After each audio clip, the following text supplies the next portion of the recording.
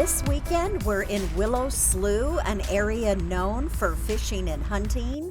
But what can you do here if you don't fish or hunt? Welcome to Adventures with Heckenback. Willow Slough is a fish and wildlife area in northern Indiana. And in this video, we're going to show you 3 things you can do if you're not into hunting or fishing, and hang around to the end. We'll have one bonus one for you as well. So this is normally a shallow lake, right? Like a marshy lake area. But they're doing some sort of restoration. This is J.C. Murphy Lake, and normally it looks like this. Currently, in 2023, they're doing a lake renovation project. These renovations typically happen approximately every 12 years, and they mimic the natural wet-dry cycles of nature, which improve the ecosystem and habitat. We will link more info about this in the description. Even without the lake, this area supports a huge bird population, which is one of the things you can do here.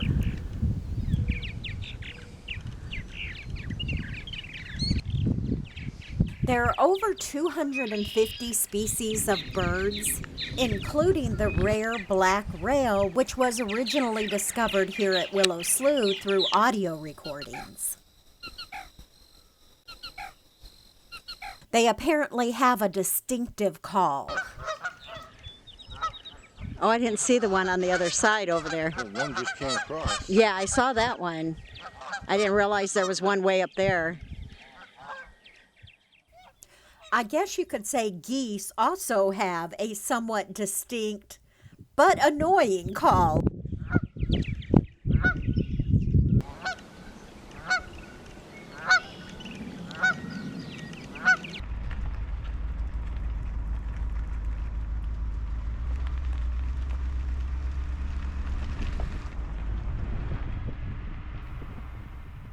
When hunting, you're required to fill out a 1-day permit card.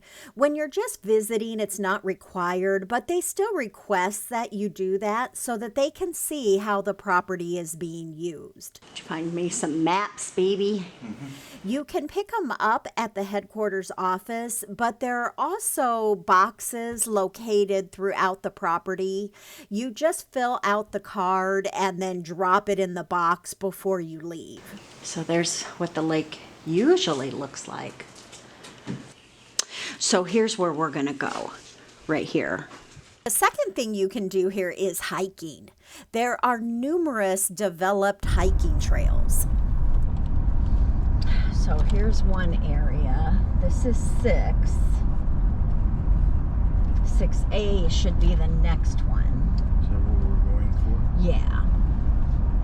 Indiana fish and wildlife areas have multiple access points that are identified by numbers. We're headed to 6A near the rookery. I wouldn't have thought it was this far down, looking at it on the map. The rookery, yeah.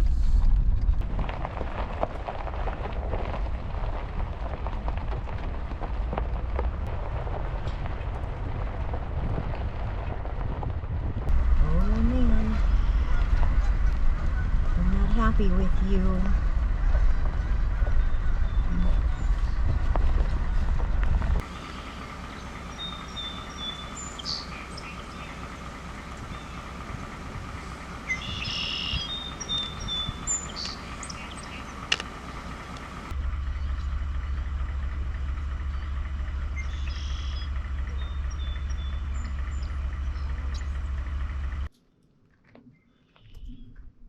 May is peak season.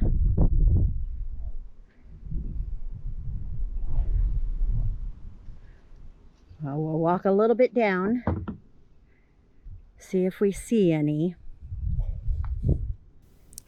We were here right at the beginning of May, so we weren't sure how many lupin would actually be blooming yet.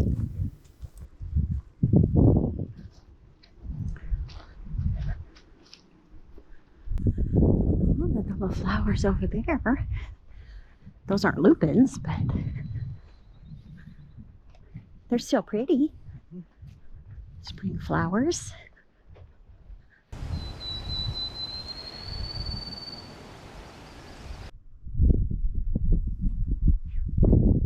So there's a whole bunch of them along the side here.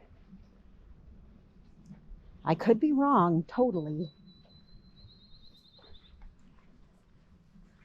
Oh yeah, there's a ton of them here. And we'll have to drive back out here on a Saturday or Sunday in a couple weeks.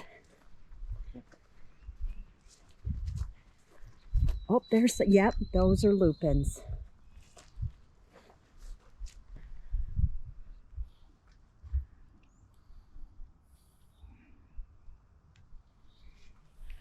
Oh, so imagine more up here. Imagine when they're all in bloom.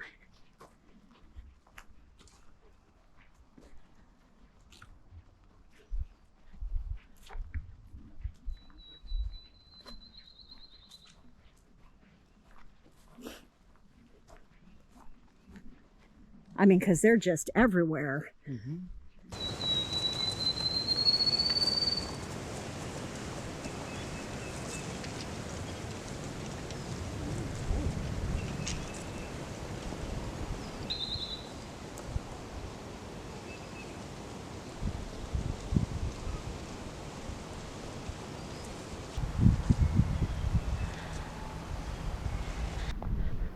We didn't make it back to see the full show, but it was nice to see some of them in bloom.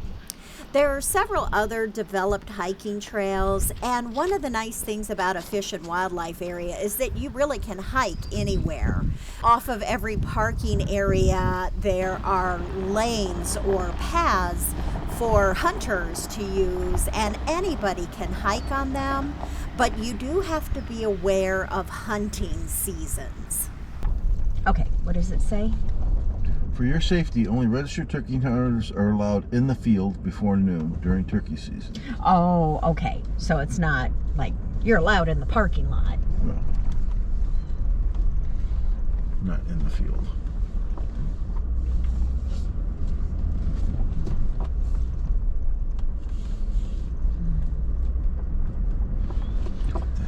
Look at that beautiful red bud. And that brings us to the third thing you can do.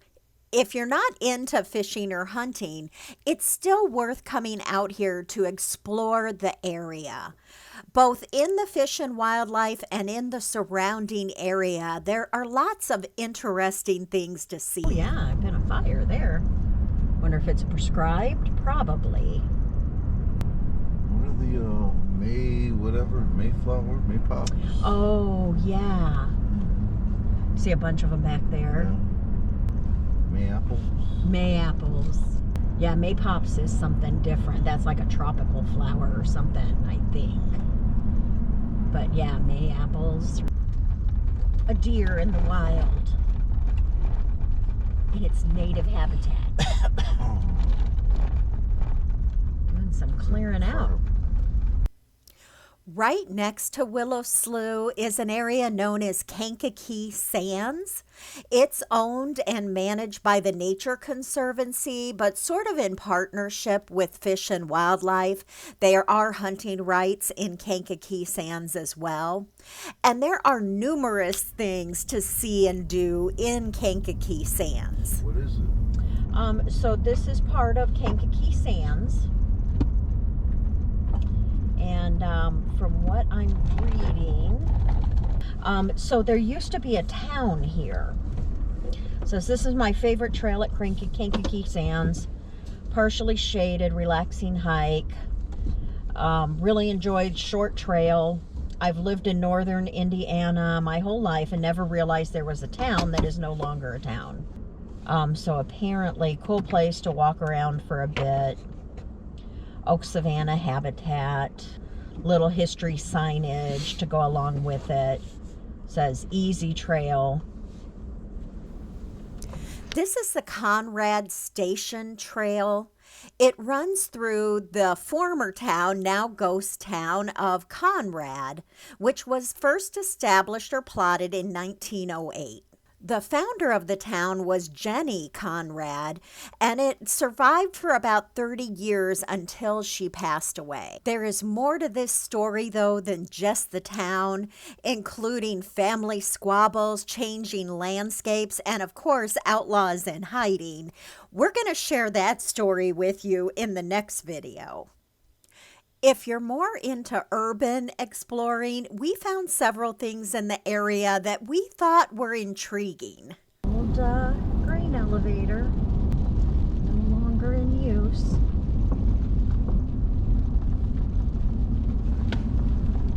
And graffitied up a little bit.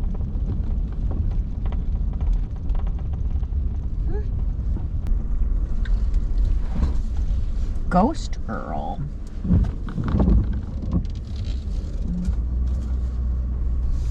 Old pole barn.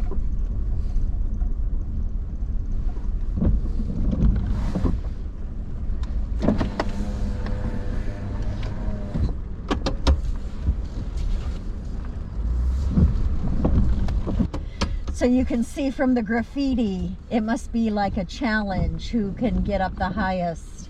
So there's graffiti out each window up there. 1, 2, 3, 4 levels of windows and graffiti out of each one of them. A little connecting platform there. Very interesting and creepy. Mm-hmm. I see quite a bit of graffiti on the inside there. If it wasn't rainy and cold, I would get out and go look in there where the graffiti was. I mean, I'm not climbing all the way up. You can keep going that way. But I think it'd be interesting to see some of the graffiti that's in there.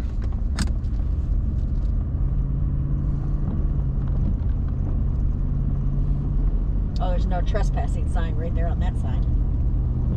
Wasn't over in the other one, though. There is a great little coffee shop in the town of Schneider called Hot Mess. It was perfect on this cold, rainy day. The coffee was delicious and the staff was super friendly. It was a good thing we had nice warm coffee too, because not too far away we saw something else that I just had to get out and explore. End of the road. Yep.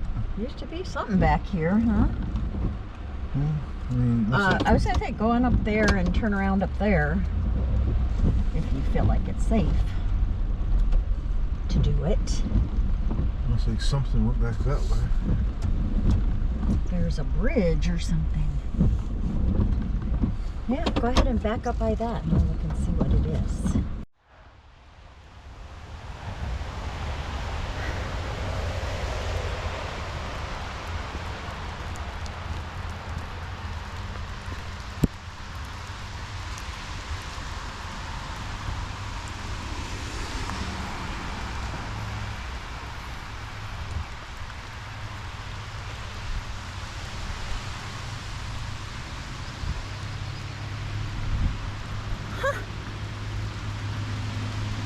Just a bridge.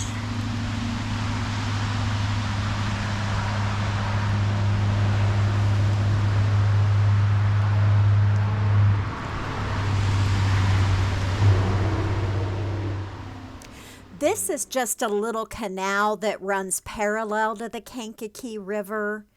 If I had kept going down this path, it would have taken me to the Kankakee River, not too much further down the trail. But it was cold and rainy, and the path was pretty closed in. I didn't want to get that wet.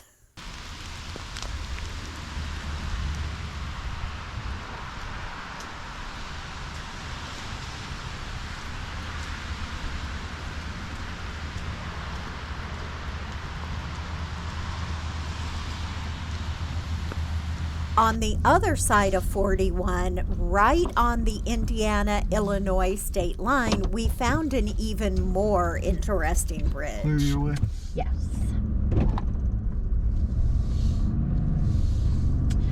Down that road. Yeah, met back up with it. I was going to say that's interesting, so it says bridge out 10 miles ahead, so I wonder if that's the bridge. Where did it say that? On that road? Yeah.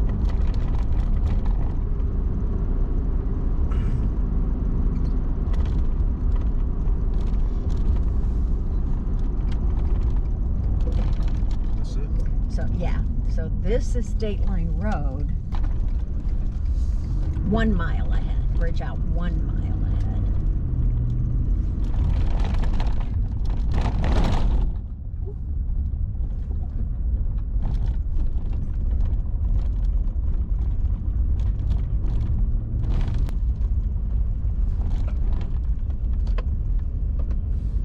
Yep. Right on the river. That's pretty cool. Deliverance kind of way. Yeah, you could definitely see this road flooding.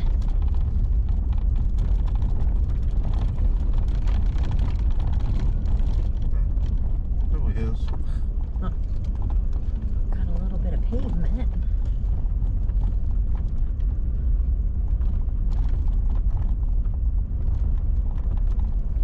This truck is.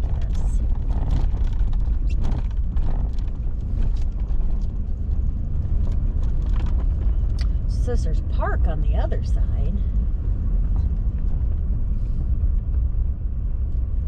There's private property there.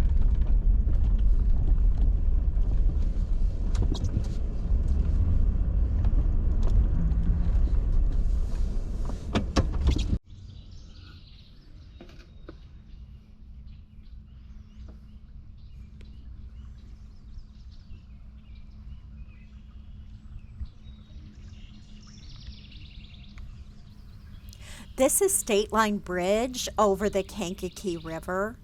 On the left is Illinois, and on the right here is Indiana.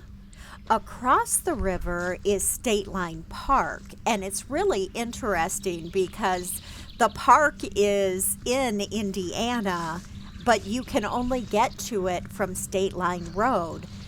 To get to that park from where we are now, we would have to go all the way back to 41, several miles north of the river, and then dip back around down the other side of State Line.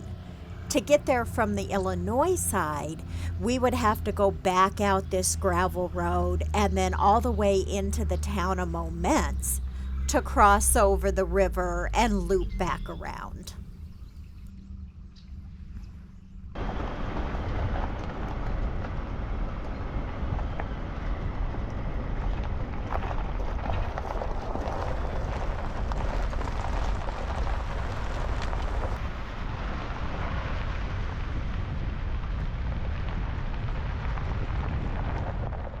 Back over in Kankakee Sands, we drove past the Prairie Chicken Refuge to see if we could spot any of them. Wonder if that's what ran across the road.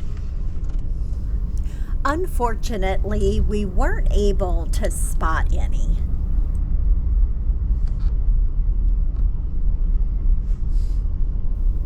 We stopped at another bird overlook to have lunch.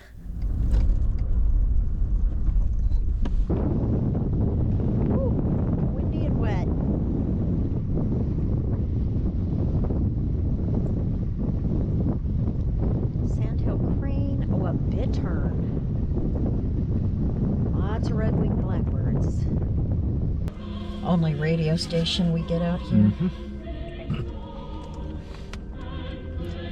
You said we're in God's country, huh?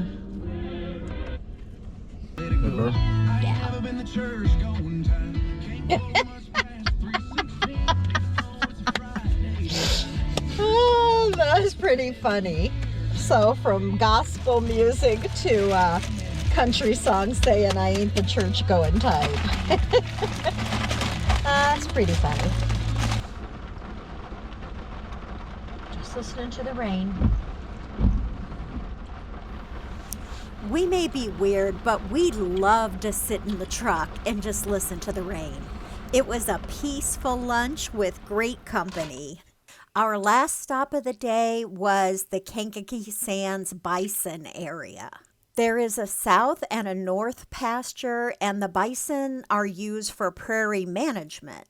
The herd started with 23 bison in 2016 and is now up to 90. There's a gravel path that takes you up to the top of a dune where you can get a better view of the prairie and hopefully the bison. They weren't actually in this area while we were here, but later in the day we found them while we were driving around. There's the buffalo.